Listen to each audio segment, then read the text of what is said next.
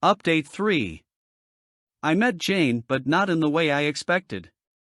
This is my third update from this sub. Here you can find the original post and the first update. Here's the second. TLDR, I met my STBX, but not in the way I expected. Update 3. Hi champions. I'm back. Thank you all who contacted me. I've been silent because I needed time to reflect and I finally got it. Thank you very much. It's been some very rough days. For those who want to know, I did met Jane. No, I didn't answer her letter, it was by a dumb mistake I made. I'll explain. A few days after my last post, I had an anxiety attack due to the stress I had bottled up. According to my therapist, my life had a 180 change and my mind hadn't had time to adjust. It was my first time having this kind of episodes. I thought I was having a stroke, tachycardia, sweating and panic clouded my judgment. My co-workers dialed to emergency and an ambulance came for me. If I hadn't been so scared, I'd have enjoyed the ride. I was so very sure at any moment I'd croak. The paramedic repeated to me, "Mister, you are having a panic attack, everything is gonna be fine." I tried to focus on his words, but I couldn't. My only thoughts were, I'm gonna die. At the hospital, they sedated me and I started to feel better and sleepy. I could answer questions. The doctor asked for my name, my age, what day was it. I could answer correctly until I passed out. When I woke up, guess who was next to me? Jane. I forgot to take out her name and number from my emergency contact. I was very confused due to the drugs. I smiled at her and said, "Jane?" She was sitting reading a book and when she heard me she jumped off her seat and approached me. She had tears in her eyes and told me, "Hello my love, you really scared us." That's when everything came back to me. I stopped smiling and asked, "What are you doing here?" I tried to sit but my body felt numb and clumsy. She shushed me and told me, "Take it easy, no sudden movements. I'll get the doctor." She kissed my forehead and left. I wanted to evade the kiss, but also my reflexes were numb. That kiss felt so familiar, but I know it has been more than a year since she kissed me with sincere love. While she was gone, I saw around me. I was in a big room with other 6 beds, 4 of them with a patients. They all separated by curtains to have privacy. I also noticed I wasn't wearing my clothes, but a hospital robe. A few minutes later she came back with the doctor. I had slept for 26 hours. The doctor explained all about the anxiety attack I suffered. He asked me if I stopped taking any meds, but Jane and I answered almost at the same time, "I don't / she doesn't take any meds." I hate how well she knows me. The doctor told me the episode comes from a heavy stress or a sudden change in my life, or both. I glanced at Jane, but she hid her eyes. He ordered some days off to reflect and get some therapy. I told him I'm already on therapy, but the doc said I need to see a psychiatrist.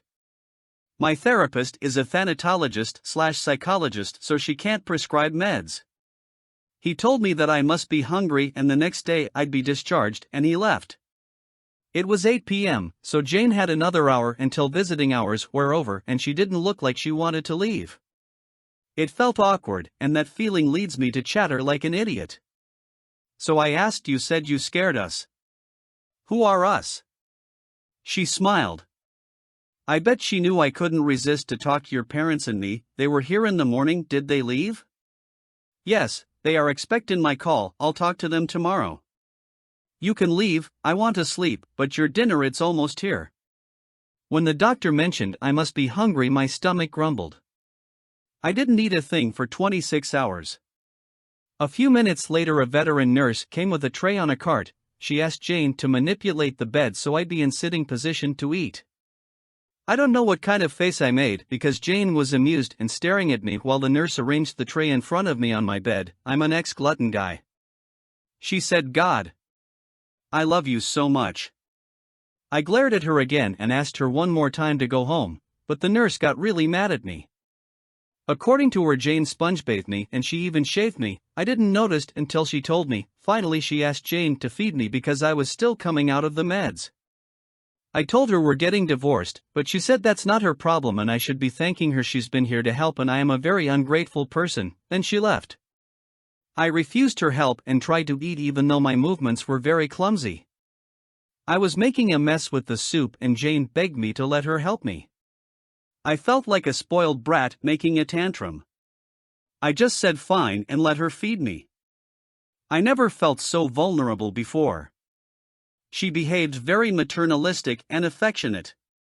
I could have a close look at her. She wasn't wearing makeup. I saw more lines of expression and also, she has crow's feet now. I felt better after I finished eating. She took the tray out of the room. She was in good mood. I saw a patient in front of me, a man in his 50s, checking Jane when she went out and came back. I'm not surprised, she was wearing a coat and jeans, but she's very pretty. I didn't like the feeling of being in debt with her. When she sat down I said thanks for being here. She looked me in the eyes and smiled any time. She tried to comb my hair and my forehead with her hand, but I could reject her this time. She looked hurt and I didn't say anything. She tried to grab my hand but I removed it and she said, "Can we talk, please?" I remained silent. There are only two reasons for me to at least be cordial to her: the twins. They weren't baptized when they were toddlers, but after Sale's ex went away, Jane and I supported Sale and the twins. I love those two little rascals with all my heart. When we babysit them I told Jane this would count as parent training for when we had our owns. That will never happen. Sale asked us to be their godparents and I teared with emotion. They are the closest thing I have to a daughter and a son. I know Jane loves them too and I don't want any drama near my godson and goddaughter and I miss them so much. I haven't seen them since about a week before D-Day, also I haven't spoken to them because I was avoiding Jane. So I told her okay, let's talk. In the condo. I'll contact you soon. She offered to take me home the next day when I get discharged. I told her no, I'll ask my parents to come for me and I'll see her again in the condo.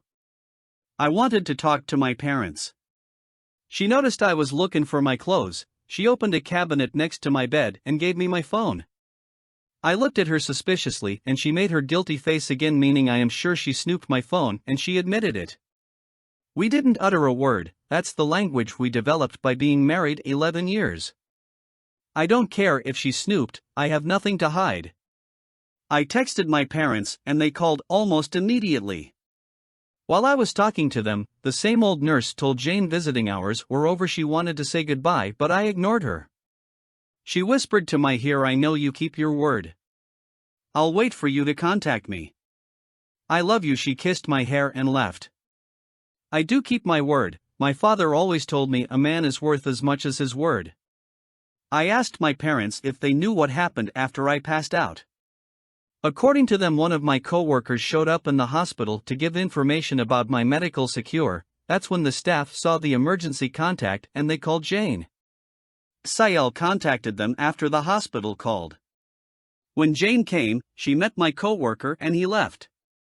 Jane was waiting for the doctor assigned to me when my parents arrived. My dad was very cordial to her and asked what she knew. After a while waiting, a nurse called out relatives of patient OP. They stood up and the nurse guided them to the doctor. They've already tested my blood and told them I'm physically healthy. My anxiety attack stems from a psychological aspect. The doctor asked for Jane to see me because she's the emergency contact. She promised my parents to call them after seeing me. When she came back, she was surprised my parents were still there waiting. She gave them a ride to their home while she told them she helped the nurses to undress me and put the hospital robe on. They didn't talk about our divorce. My parents thanked her for the ride and agreed to visit in the morning and she'd switch in the afternoon around 1 p.m. Also, I called Asael to thank her for calling my parents. Luckily my godchildren were still up and I could speak to them. They were drawing get well soon cards for me. I promised to visit next weekend. Next day, it was Thursday, I was discharged from the hospital. My parents took me to my new home. A week before my panic attack, I started moving to my new place. I took my personal belongings. Everything else will stay in the condo. I'll rent it as fully furnitured. Luckily, there are 3 universities nearby. I know there are students who would kill for a place like mine. I've already bought the basic furniture. A refrigerator, a stove, I have to learn to cook my meals from now on, a bed, a table with chairs and a desk. Cleaning tools. I felt thrilled for the first time. I can call this little apartment my own place. I bought a nice warm jacket for Mr. P. I gave it to him, thanked for his help and told him I'll visit from time to time. I didn't attend to my neighbor's dinner. I don't feel like dating yet. I think I need more therapy and do some more healing. At my new home I reflected about my goals meeting Jane. I concluded I need closure, understand her actions, make her understand there is no possible reconciliation and end up things amicably. I'll divorce her and move on. But I don't want to lose my in-laws. My sweet and incoherent Emile, my stubborn and strong Sael and her twins who I love. I don't want to miss their birthdays and future achievements. I want to be at least cordial to Jane. At job my boss gave me 5 days off starting the next week. I didn't want to stay in, so I went to the beach. It really helped me to be away from everything and rest. I realized I do love my wife, but the chubby one. The one who got excited when Pizza Fridays arrived. The one who I married 11 years ago. The one who supported my dreams and hopes. The one who hugged me when life got rough. I don't know what happened to her. Did vanity kill her? Horniness? No idea, but I loved my wife deeply and the one who betrayed me is not my wife. Now let's look at the comments. The one who betrayed you was your wife. She became different after. The betrayal wasn't the sex, it was everything that led up to it the first time. I like how you are handling everything, Opie, and I hope you confirmed Baldy being fired and hope you realize dating doesn't have to lead to marriage. You can date and end up platonic, but dating is just a way to practice getting to know whether person can connect with you, and you have been out of that game for a while. Good luck, OP. Very wise words. I hope OP reads this. I always tell people you never loved them because deep down you never knew them. Only the lie they sold you. Even if someone decides to try reconciliation, they will be rebuilding someone whose parents failed to raise them to have any real morals. Also, your wife is not sorry or caring about what's best for you. The amount of boundary stomping you described in this update is astounding. Well, people always say, cheaters are in a fog, so it's to be expected that they change before and after DD. Also, I do not agree with bouncing into another relationship after a failed one. It's so codependent-ish. Nothing wrong with being alone for a while and work on yourself.